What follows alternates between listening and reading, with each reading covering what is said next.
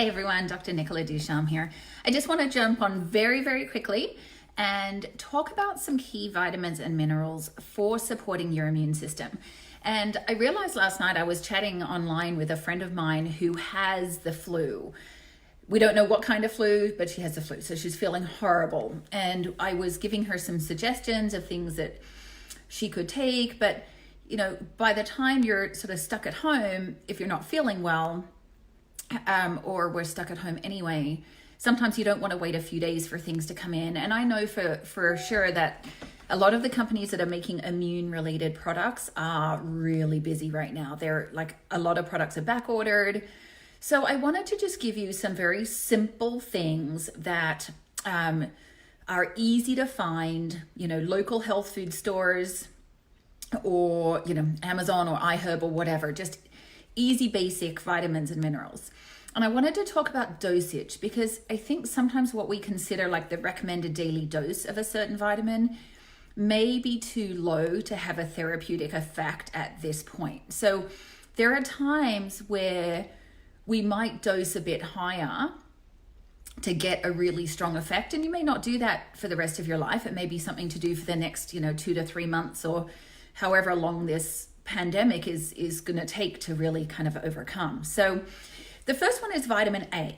And vitamin A is naturally found in cod liver oil and a range of different foods. But when you supplement with vitamin A, you really want to make sure you're getting about 10,000 units per day. Now, the exception to this is pregnant women who would not want to do that.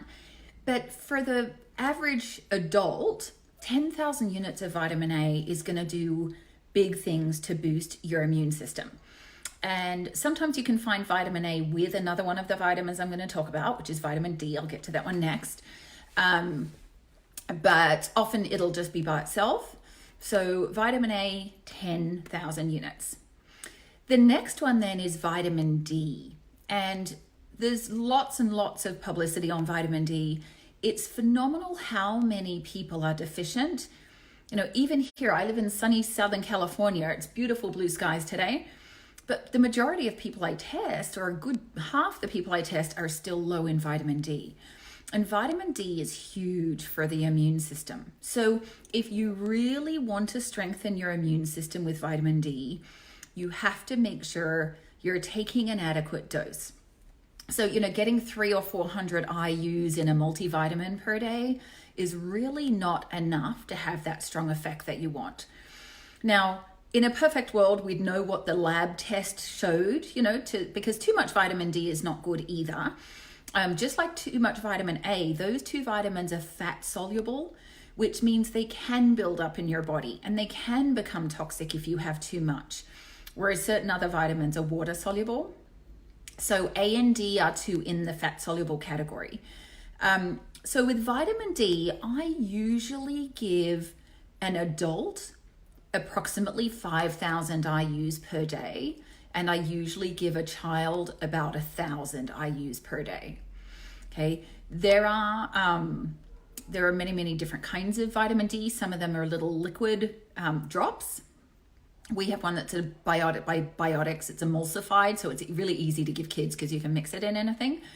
But the majority of adults, especially during this time, 5,000 IUs is going to be about the right dose. A lot of people take 1,000 a day, but I would go higher. And if we have labs showing low numbers, sometimes we even do 10,000 a day for a period of time. I have also worked with people who are really low and having trouble building their stores. You could do a 5,000 per day, and then once a week we do a 50,000, which I know sounds like a lot, but you just got to get it in there. And there is some evidence that sort of higher dosing for a few days, if one's feeling the onset of like a cold or a flu, 50,000 units of D per day for a few days can sometimes go a long way to help. The third one is our favorite, vitamin C. But a couple of things to note about vitamin C. Vitamin C is water soluble, meaning if you take too much, you will pee it out. So it won't build up in your body. But by the same token, if you take too much at once, you could just lose it in the urine and then you just end up with more expensive urine. So my view with vitamin C is to take sort of consistent doses throughout the day. So that might be 2 doses a day. I mean, if you're feeling run down and feeling like you might be coming down with something, then sometimes it's every couple of hours.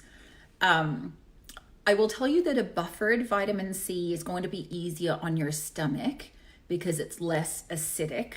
So my favorite vitamin C is liposomal, which means it's covered in little fatty molecules. It absorbs really well. It doesn't upset the gut. It's easy to dose high because it doesn't have that digestive upset that vitamin C can have. However, liposomal vitamin C may not be easy to find locally. And certainly my favorite, which is the Research Nutritionals brand, is out of stock on both of their liposomal vitamin C's. So we just can't even get that right now. So in terms of what you'd find locally, I would say a buffered vitamin C is going to be your best bet.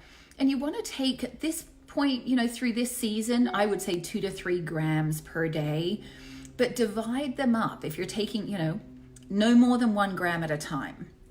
So if you can split it up through the day, you'll get better absorption, you'll get more out of it. And then finally, I want to stress the importance of zinc. Okay, zinc is a mineral and it is huge in this whole period of time right now in terms of keeping the immune system strong and keeping your defenses strong. Zinc is a very, very important mineral. So for adults, I usually recommend about 50 milligrams per day. For kids, about 25 milligrams per day. Obviously, the kid dosing is so dependent on their age and size and all of that. But general guidelines would be 25 would be fine for a child, 50 would be fine for an adult. There are sometimes we go higher with zinc, even up to 100 milligrams, but that's usually in cases of like pyroluria, things, metabolic situations where people are losing too much zinc from their body. So David, you had a question, are multivitamins good? So that's a great question. And generally speaking, I think taking a little bit of everything every day, it doesn't do any harm. But in this context of really trying to get your immune system strong, I feel that the amounts in a multi of each individual vitamin and mineral are going to be too low to have that therapeutic effect. Okay, so I had mentioned with vitamin D, an average of like 5,000 IUs a day is sort of a pretty good adult dose. In a multi, and of course there's such variance between multis, so in a multi, they're likely to be sort of 300 to 700 is what I've typically found. 1,000 IUs per day would be really high in a multi. In a multivitamin, you may be getting, whereas, we definitely want something higher than that. We want 2 to 3 grams for like this therapeutic dose. So, so that's it. So the things to remember are A, D, but remember they are fat soluble, so you don't want to go too high on those for too long a period of time. And then vitamin C, and then zinc, the mineral zinc. And of all the vitamins and minerals, that would be my top 4 picks right now. And I really just wanted to highlight things that are, like I said, easy to get, they're accessible, and you don't have to be sort of too concerned about quality with those particular things. I don't want to say that too lightly, but the other thing just to note about zinc is I like the zinc citrate or zinc picolinate. They are forms that absorb well. And so there's just a few ideas. I'm sure everyone's very, very conscious of immune health right now. I hope you're all staying safe. I hope you're all staying home. And a lot of people are under enormous amounts of stress. So take the magnesium for stress. Maybe I'll do a live next week about nice natural remedies to help with the stress and anxiety of this whole situation. So lots of love to you, my friends. Stay safe, and I will talk to you again soon.